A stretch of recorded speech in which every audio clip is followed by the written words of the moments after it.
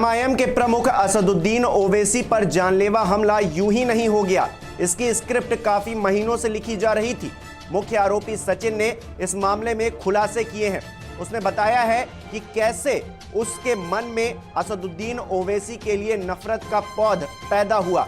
उसने बताया है कि कैसे वो एक बहुत बड़ा हिंदूवादी नेता बनना चाहता था और ओवैसी की हत्या के लिए उसने कैसे असलहों का जुगाड़ किया, कैसे उसने साथी को मनाया और कैसे उसने रच डाली असदुद्दीन ओवैसी की हत्या की साजिश। हैदराबाद से यूपी की चुनावी सैर पर आए एआईएमआईएम के प्रमुख असदुद्दीन ओवैसी की जान बाल बाल बच गई, लेकिन हापुड़ में छिजारसी टोल प्लाजा के पास यूं ही इस घटना को अंजाम देने की कोशिश नहीं हुई। मुख्य आरोपी सचिन ने एकाएक ही गोलियां बरसाना नहीं शुरू कर दिया, बल्कि इस घटना की रूपरेखा काफी समय से तय की जा रही थी। बस इंतजार था तो एक मौके का। पुलिस पूछताछ में सचिन ने पूरी कहानी एक एक करके बयां की है। सचिन ने पुलिस को बताया है कि मैं एक बड़ा नेता बनना चाहता था।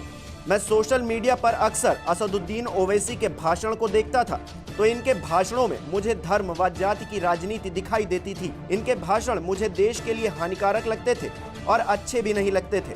मैं अपने आप को सच्चा देशभक्त मानता हूँ और मैंने देशभक्त सचिन हिंदू नेताजी के नाम से फेसबुक पर अपना अकाउंट भी बनाया है।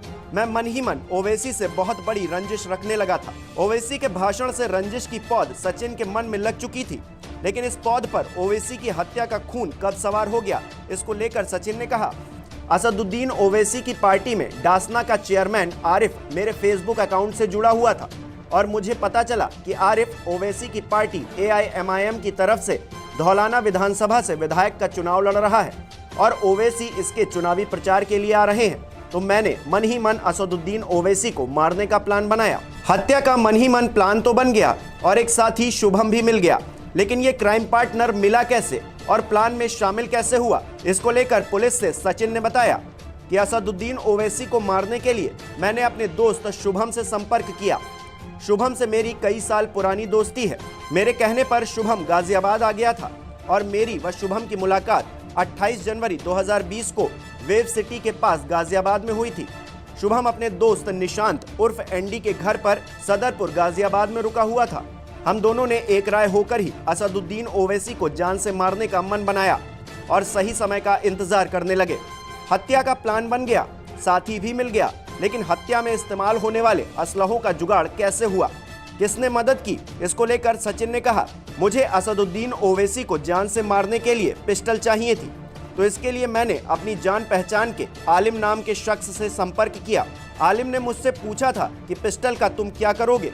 तब मैंने आलिम को बताया कि मुझे किसी का मर्डर करना है, जिसके बाद आलिम ने मेरी मदद की और एक पिस्टल 0.32 बोर की कारतूस के साथ दी थी। अब सब कुछ तैयार था, इंतजार था तो सिर्फ एक मौके का, वो मौका जो ओवैसी की जान ले लेता।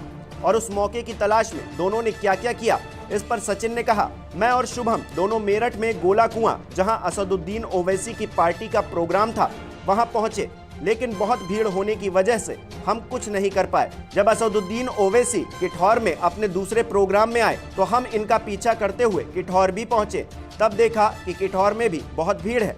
इसके बाद हमें पता चला कि असदुद्दीन ओवैसी अपनी लैंड रोवर डिस्कवरी कार से दिल्ली वापस जा रहे हैं। तो हमने सोचा कि अगर आज भी निकल गए तो फिर पता नहीं कब मौका मिलेगा।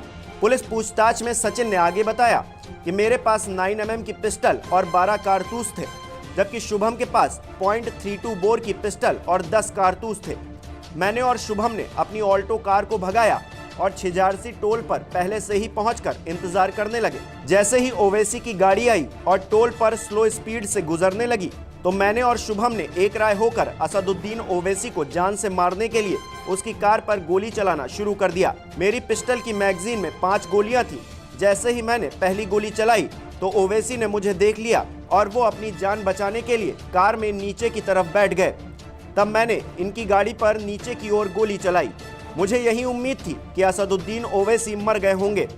शुभम ने कितनी गोलियां चलाई मुझे ये जानकारी नहीं है, क्योंकि हम दोनों इस घटना को करके टोल से ही अलग अलग होकर भाग गए थे। मैं ऑल्टो गाड़ी से नहर के किनारे के पास जंगलों में छिप गया था। अब रात होने पर अपने घर जा रहा था कि मुझे रास्ते में ही पकड़ लिया।